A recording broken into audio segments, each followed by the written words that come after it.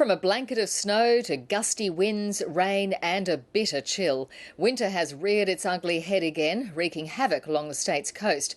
Sydney and Wollongong were the worst hit, with downed trees and power lines, roofs ripped off and boats blown onto shore. SES crews are scrambling to answer more than 1,000 calls for help, while tens of thousands of homes are without power. With the details, here's Louise Negline. Big winds in a big city can cause major damage. Luckily, this roof from a North Sydney office block landed safely. On Sydney's waterways, things didn't end so well. Yachts were toppled like toys as winds whipped up waves across the harbour. Ferries gave it their best before being suspended. Surf conditions up and down the coast were treacherous. The combination of a low in the Tasman and a high near Adelaide delivered this to Sydney. Winds gusting more than 100 kilometres an hour made for a frantic day for emergency services. Among the call-outs, a school in Manly which lost its roof.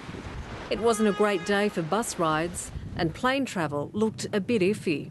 At Sydney Airport, winds were at more than 90 kilometres an hour. This brick wall at Mascot couldn't withstand the force.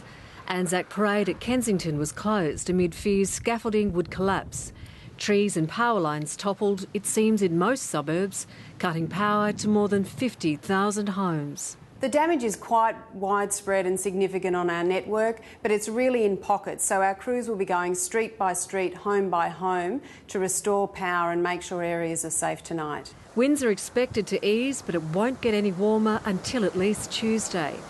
It's not the first snow for the Blue Mountains this winter, but for locals, the magic never wears off. We woke up this morning early to watch Usain Bolt, and there was a strange eeriness, and we looked out the window and the place was just covered in snow.